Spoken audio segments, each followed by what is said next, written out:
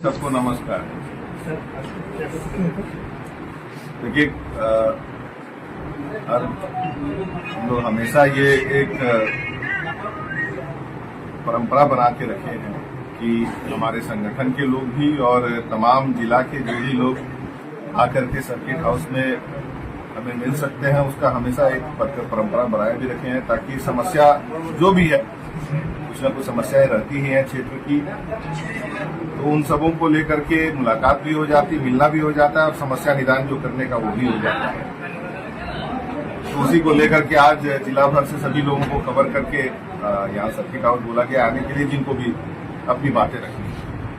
Sir, candidate जो नहीं दी हुई है, मुझे लगता है कि उसका आधिकारिक घोषणा हमारे माननीय मंत्री पार्टी के पक्ष को बखूबी बहुत विस्तार से रूप से रख चुके हैं। और जो उम्मीद और आशा एक गठबंधन धर्म का रहता है, उसमें हम लोगों ने जिस तरह से पिछले कार्यकाल में भी या उससे पहले भी, और जिस तरह से दरियादिली हमारे हेमंत सोरेन जी इस सरकार को बनाने में पिछले बार भी और इस बार भी अपने सहयोगी साथियों का जिस तरह से सम्मान और जिस तरह से कहिए कि एक औहदे कद देते हुए आगे बढ़ना, सबको एक सम्मानपूर्वक लेके आगे चलने का काम किया, उस अनुरूप कहीं न कहीं महागठबंधन में जेएमएम को जो स्थान नहीं मिला, उसकी बात को लेकर के हमारे माननीय मंत्री जी ने सारा जो है बातों को रख चुके हैं। मुझे लगता है उसमें दोहराने लायक कुछ है नहीं। आगे इसके जो भी निर्णय या फिर फलस्वरूप होंगे, वो पार्टी फोरम में जब भी बात होगी तब बात होकर निर्णय निकलेगी, वो आपके पास भी आ जाएगी। तो हमारे मुख्यमंत्री हेमंत सोरेन हमेशा महागठबंधन का धर्म निभाए हैं शुरू से ही अभी तक, लेकिन ऐसा क्या बात हो गया कि राजद जो है उस महागठबंधन का जो धर्म है उसको दरकिनार कर दिया और जेएमएम को अपने साथ नहीं रखा? देखिए, झारखंड में जब महागठबंधन हुई तो उस समय बड़े भाई के रूप में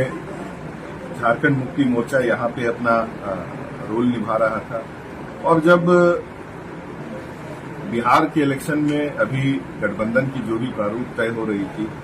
उसमें बड़े भाई के रूप में आप कह सकते हैं कि आरजेडी कांग्रेस थे, और इसी उम्मीद के साथ बातें चल रही थी, लेकिन जो निष्कर्ष हम कर सकते हैं कि जिस तरह से होना चाहिए था उस तरह से नहीं हुआ, और उन सभी बातों को मैं कह सकता हूं कि भली भांति जो हमारे पार्टी का पक्ष है उसको हमारे मंत्री जी ने बहुत क्लियर रखा है। हम लोगों ने अपना धर्म निभाया, ये तो हम बहुत स्पष्ट रूप से कर रहे हैं, और इसमें कहीं कोई किंतु और परंतु नहीं है। लेकिन जो सम्मान हमें बिहार के इलेक्शन में मिलना चाहिए था वो नहीं मिला, इसको लेकर के आगे जो भी बातचीत या रणनीति रहेगी वो पार्टी तय करेगी। घाटशिला उपचुनाव होने को है सर, घाटशिला उपचुनाव होने को क्या एक सेकंड, अगर कोई एक क्वेश्चन कर रहे हैं तो एक रुक जाइएगा, हम कहीं भाग नहीं रहे ना, आप भाग रहे ना। घाटशिला उपचुनाव होने को है, जेएमएम कितना मजबूत है वहाँ? देखिए, पिछले 2024 के जो विधानसभा चुनाव हुए थे और उसमें जो आपका निष्कर्ष निकला था, उस रिजल्ट से आप समझ सकते हैं कि वहां पे हमारी पार्टी, हमारी संगठन बहुत मजबूत है। आज रामदास सोरेन जी हमारे बीच नहीं है, हमारे माननीय गुरुजी हमारे बीच नहीं है, लेकिन जिस तरह से हमारे कार्यकर्ता और वहां के हमारे नेतागण और उसके साथ जो जनता का रुझान आ रहा है, मैं ये कह सकता हूं कि जनता का जो सोच है वो झारखंड मुक्ति मोर्चा के साथ बिल्कुल है, रामदास सोरेन जी के बेटे के साथ बिल्कुल है, और उस जगह पे हम लोग जो है अपनी जीत बिल्कुल दर्ज करें। आपको स्टार प्रचारक के रूप में वहाँ पे नियुक्त किया गया है,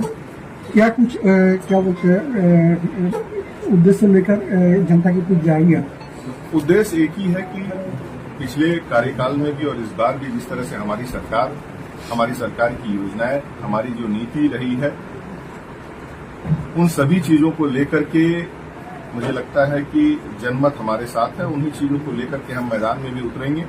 कि हमने काम किया है, उसके एवज में हमें अपने जो कैंडिडेट हैं, क्योंकि ये बाई इलेक्शन है,